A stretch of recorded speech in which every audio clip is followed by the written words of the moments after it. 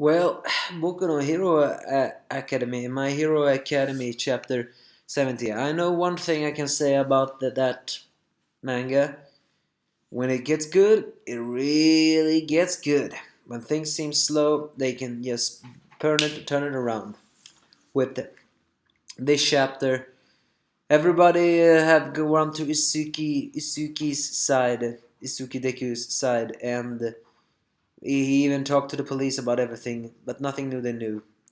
Later that night, All Might in his civil form comes and talks again on how he must, even though he is human and mortal, he must stand as a symbol of peace.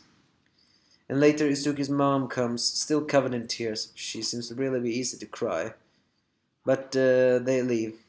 As the two friends, All Might and the police officer, begins to talk about how they'll cease on all for one. The next day, it revealed that the location for the school, the class has changed, and they will be secret even to the students of what they're gonna do. But they're gonna learn how to fend off themselves. During the next day, when the summer comes off, well, the summer semester is over, and we see that arrogant mind reader guy. Well, not arrogant, that jackass mind reading guy who want to join the hero department.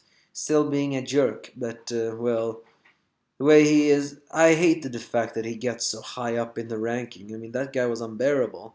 He had a Freudian excuse, but he's still unbearable. I mean, if he just trained martial arts, that guy will be a threat. That's just what he doesn't realize. Is he gonna be the key to this teaching? I don't know. What I know is that I hope the rest of the Class A use their powers, not just the main characters this time. Because that's what I like more about the Boku no Hero Academia. The fact that we seem that they have a lot of cast of characters that I hope will show off. The next day when they're gonna do it, of course, Momasa, no, not the copycat guy from Class B taunts them and get a shot on them one. We see the more of Class B, and all the girls are smoking hot.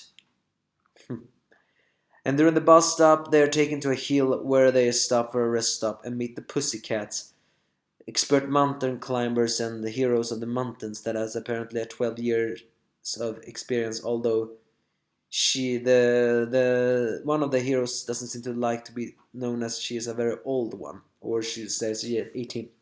And they revealed that this is not just a rest stop, this is the training. They point them to the fact to a special location. They have 3 hours to get there. Get there late and they won't get dinner. The day of surviving has already begun, as one of the pussycats seems to control the earth and use that to launch them into an evil forest. And here it's where they all begin to train, where clay monsters also appears. But alas, they need to really